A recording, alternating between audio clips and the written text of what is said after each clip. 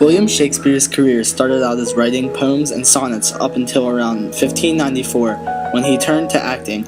He acted at a theatrical establishment in London with the Chamberlain's Men.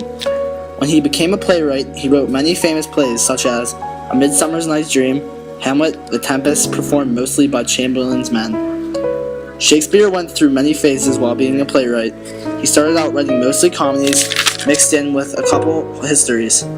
Towards the second period is when Shakespeare started writing out tragedies. In his fourth and final period, he wrote all romances and one history, one of those romances being The Tempest.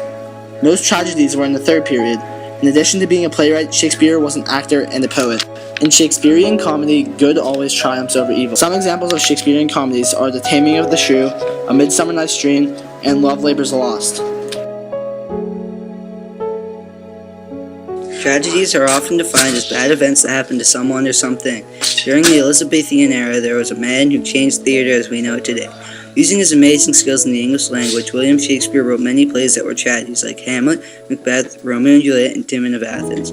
Tragedy plays usually include the fall of a great person due to their own fault. In a playhouse, the signal for a tragedy was a black flag that hung above the hut or tallest part of the structure. The reason they did this was because at the time, more than 40% of Europe's population was illiterate and could not read.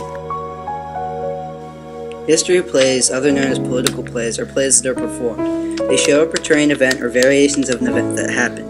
Shakespeare's plays were described by Professor H.B. Charlton in 1929 as political plays, for they are plays in which there are prevailing dramatic interest in the take of a nation. In a playhouse, a red flag above the hut, or highest part of the structure, signals a history play. Critics have variously described Shakespeare's historic plays as patriotic, expression of political commentary, and dramatic art. Shakespeare's romances involve the separation and reunion of family members. They all speak to the need of patience and rely on scenic effects. They also have a moral and a number of themes. There were a total of 5 romances. The first was Hercules, about how the main character believed that his family was dead, but in the end he was reunited with them. It appeared in 1664. The second was Cymbeline. Cymbeline, the person who it was titled after, wasn't the center of attention in the actual play. It was mainly revolving around his daughter, Imogen, and Posthumus, a young man who wasn't worthy of his wife, who fell in love. The play appeared in about 1611. The third was The Winter's Tale. It was a tragic comedy involving the death of Mamilus, who was the son of Leotus and Hermle. One of the most memorable characters in the play was a rogue named Autolus. He was one of the only rogues that Shakespeare enjoyed creating. This play appeared in 1611 after Cymbeline. The fourth was The Tempest, based on a shipwreck experienced by the Sea Venture off the coast of Bermuda in 1609.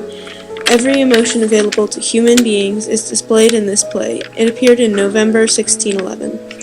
The fifth and last play was The Two Noble Kingsmen. This play wasn't very popular. It was written in 1613 but appeared in 1634, 18 years after Shakespeare's death. Shakespeare's sonnets were 13 lines of a story put into poem form. One of his sonnets is this: Those lips that love's own hands did make, breathed forth the sound that said I hate. To make me that languished for her sake, but when she saw my woeful state, straight in her heart did mercy come, chiding that tongue ever sweet, was used in giving gentle doom, and taught it thus anew to greet. I hate she altered with an end that followed night, who like a fiend from heaven to hell is flown away.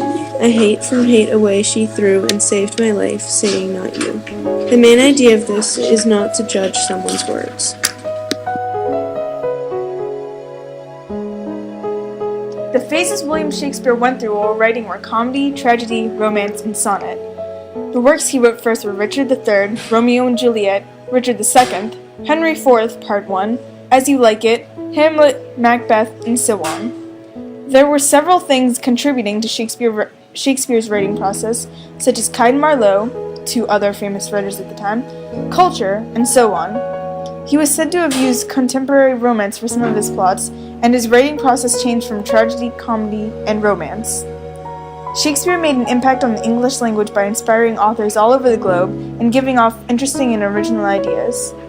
5 words and phrases that he created were dive-dapper, anatomized, venturing, cozening, and indurdy.